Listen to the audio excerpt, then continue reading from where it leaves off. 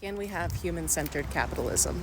So a human-centered system would be one in which, when I meet the needs of humans, the system works better and the system is enriched.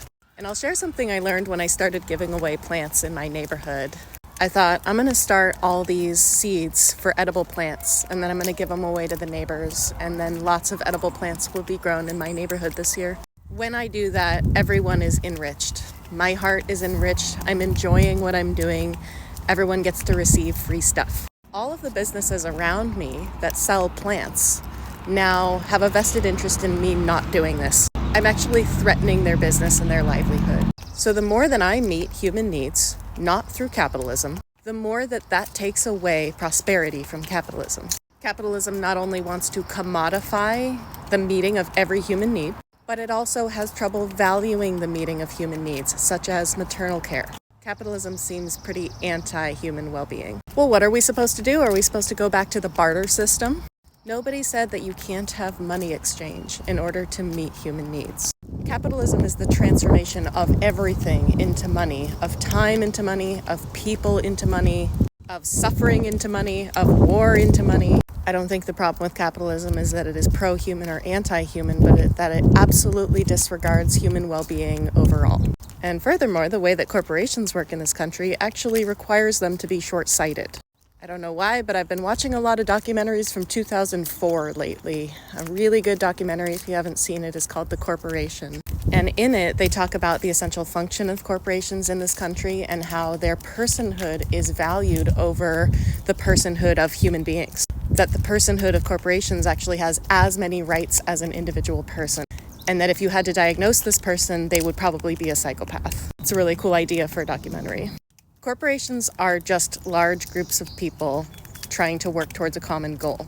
That is not inherently evil. But corporations have a mandate to provide the most value for their shareholders at all costs.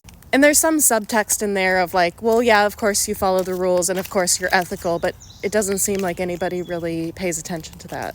I believe that anytime you have one person that is in charge of a thing, that is a bad way to organize because you get dictator policies no matter what you do. In a human-centered economic system, power would be decentralized. You would have boards of people, not CEOs. In a human-centered economic system, public goods would not be commodified. Public health would not be commodified. Land would not be privately owned, but owned by the communities that live on them. Fascinating documentary on Netflix called Power about how the history of policing actually comes from private property ownership. No matter what I do in capitalism, it puts me in competition with someone. And so capitalism is fundamentally competitive and non-cooperative. You can only meet human needs in the most disorganized, inefficient ways in a competitive system. In a cooperative system, resources are pooled and shared and inventoried. In a competitive system, resources are hoarded and hidden and information is siloed. It's not surprising to me that as capitalism has gotten worse in this country, we have had less scientific breakthroughs.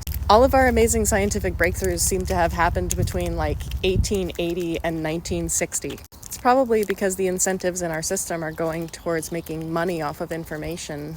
And as I know, as an artist who mainly does art in words, it's actually pretty hard to profit off of information. One of my favorite ideas that came out of a book I read recently called Choke Point Capitalism was that a lot of the fathers of our current neoliberal capitalist system were creating their ideas around the turn of the century and the early 20th century, and they were waiting around for them to be needed. And I don't exactly know what the revolutionary point for those ideas to really take hold would have been. Maybe it was World War II. Certainly anti-communism created a nice hole for them to fit some ideology into. But that when those ideas were needed, they were formed and ready. And that we should remember that today, that we should be sitting around creating better economic ideas to be used at a later date when they're needed. I'm thinking of the donut economy, and there are other theories, I just can't think of them right now. But if you have it in your heart to think of a new way to organize ourselves economically, you're going to be needed. People are tearing down the system currently as we speak, and you better be ready.